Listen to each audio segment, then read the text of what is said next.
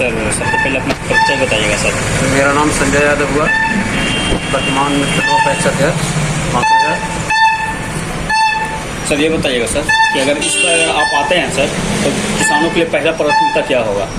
सबसे पहला प्राथमिकता है हमारा किसान के लिए सरकारी स्तर पर जो धान अधिप्राप्ति का काम दिया गया है वो सरकारी लाभ सभी किसान को मिले, उचित मूल्य मिले अनाज का, और खाद और बीज समय समय पर उनको हम वितरण करें। ये सबसे पहला प्राथमिकता हमारा होगा। सर दूसरा है सर कि किसान लोन तो ले लेते हैं सर, कृषि लोन, लेकिन उनका क्या होता है सर कि माफ नहीं हो पाता सर, उसका क्या बोलिएगा? उसके लिए सहकारिता विभाग से प्रावधान दिया गया है कि उसको लोन देने के बाद उसको हम लोग इंश्योरेंस के स्तर से होता है और जो इंश्योरेंस आता है उसके माध्यम से उसका माफ़ी कर दिया जाता है लोन को। हर साल सब्सिडी आता है।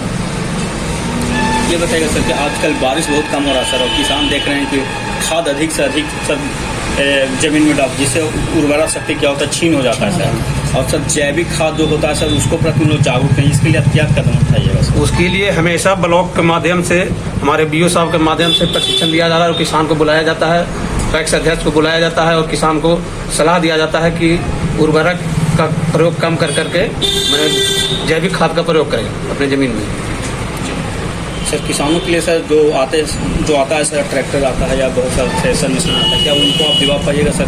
उसके प्रति क्या बोलिएगा सर? हम लोग के पैक्स के माध्यम से ही किसान के लिए ट्रैक्टर, रोटावेटर और कृषि का जो यंत्र है वो मिलता है कि सरकारी दर पर किसान को सस्ते दर पर जुताई कुड़ाई किया जाए, वो पैक्स के माध्यम से ही हम लोग उपलब्ध कराने का काम करते हैं। सर अभी सर ये गेहूं का सीजन मतलब हो चुका है सर, तो इसमें क्या ये जो मशीन जो यंत्र आप क्या मतलब अगर आते हैं तो तब तक तो लेट, लेकिन क्या मैंने उसको में भी आप सर किसानों को उपलब्ध कराते हैं हम लोग सरकारी स्तर पे पैक्स के माध्यम से सस्ते दर पर उनको उचित मूल्य पर दिया जाता है हम लोग के माध्यम से। देखते हैं सर कि धान जो होता है किसान का सर लास्ट में देखते हैं कि उजला हो जाए, पानी जैसा हो जाता है एक बीमारी, तो क्या उस सब जितना भी जो दावा है सर छिड़काव वाला क्या वो उपलब्ध करा पाइएगा किसानों के लिए? हम लोग के माध्यम से भी उपलब्ध होता है और प्लस हमारे किसान सलाहकार के माध्यम से घुर कर हर किसान को बताया जाता है उसके बारे में।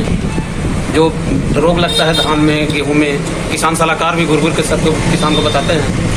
सर इतने सालों से सर इस बार भी 2024 में नॉमिनेशन करा चुके हैं सर, क्या ऐसा कमी नज़र आ रहा है सर आपका पंचायत में किसान के लेकर समस्याओं के लेकर सर को होना ही होना चाहिए? अगर इस बार आते तो सबसे पहले हम उसी को करेंगे। सबसे पहली बात है कि हमारे स्तर से बांकीबिहार प्रखंड में टंडवा पैक्स में जितने भी किसान हैं उनको सरकारी लाभ से किसी तरह का कोई शिकवा शिकायत नहीं है। जो चीज़ मिलता है हमारे तरफ से सब किसान तक हम पहुँचाने का काम करते हैं। इसीलिए मैं 2009 से लगातार 3 बार यहाँ का पैक्स अध्यक्ष बना हूँ और चौथा बार भी नॉमिनेशन किया था, लेकिन किसी वजह से प्राधिकार के माध्यम से रोक दिया गया था, जिसे अभी अधिसूचना जारी कर दिया गया है।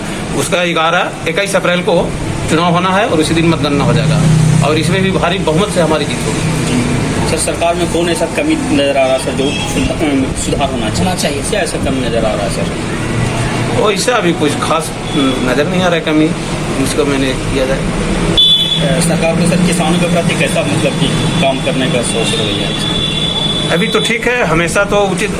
अभी जो गेहूं का रेट दिया गया है किसान को वो सरकार के स्तर से बहुत कम दिया गया है, उससे ज़्यादा बाजार पे भेज दिया, इसलिए अधिप्राप्ति के बाद पैक्स के माध्यम से गेहूं की अधिप्राप्ति नहीं हो पाती है, इसलिए कि दाम में विशेष अंतर नहीं है सरकारी दाम और मार्केट का दाम में। तो ये तो किसान ये सरकार की कमी है। हाँ, इसीलिए अधिप्राप्ति का सीधा उसका मार है। हम लोग पर दबाव दिया जाता है गेहूं अधिप्राप्ति के लिए, लेकिन किसान बेचना पसंद नहीं करता है पैक्स के माध्यम से, इसलिए कि रेट का अंतर है। हाँ,